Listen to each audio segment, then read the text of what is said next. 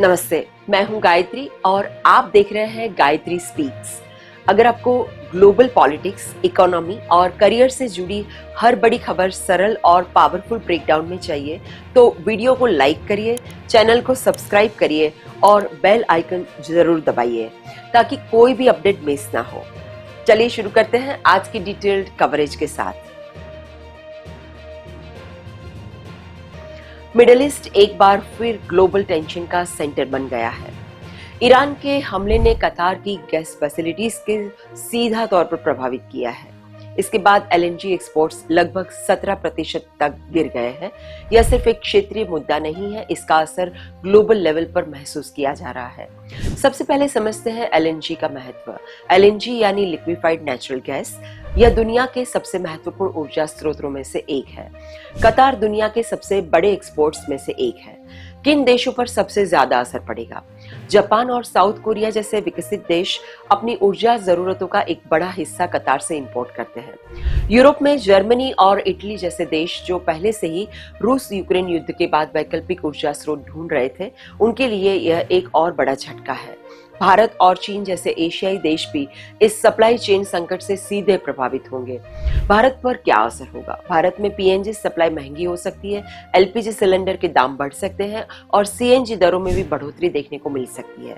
इसका सीधा असर आम आदमी की डेली लाइफ पर पड़ेगा। रसोई का बजट बढ़ेगा, ऑफिस जाना महंगा होगा और महंगाई का दबाव और बढ़ेगा। अस्पतालों और हॉस्टल्स जैसे बड़े संस्थानों का खर्च भी बढ़ने की पूरी संभावना है। एक्सपर्ट्स का मानना है कि अगर ईरान और खाड़ी देशों के बीच तनाव और बढ़ता है तो यह एक full scale regional energy crisis में बदल सकता है। अब बात करते हैं यूनाइटेड स्टेट्स की, जो इस संघर्ष में और भी सक्रिय होता नजर आ रहा है।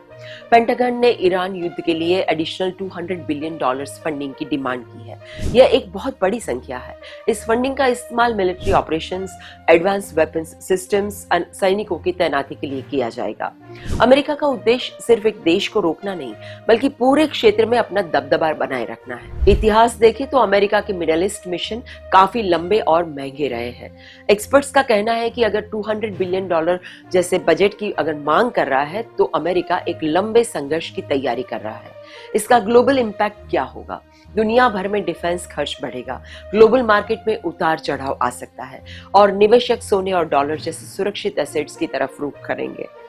अब एक पॉजिटिव और उम्मीद भरी खबर। अमेरिका में एक नया बिल प्रस्तावित हुआ है जिसमें भारतीय डॉक्टर्स और नर्सों के लिए H-1B वीजा फी जो 100,000 तक जा सकती है, उसे माफ किया जा सकता है। अमेरिका का हेल्थ केयर सिस्टम इस वक्त स्टाफ की भारी कमी का सामना कर रहा है। भारतीय मेडिकल प्रोफेशनल्स अपनी स्किल के लिए पूरी दुनिया में जाने जाते हैं। अगर यह बिल पास होता है तो एंट्री बैरियर काफी कम हो जाएगा।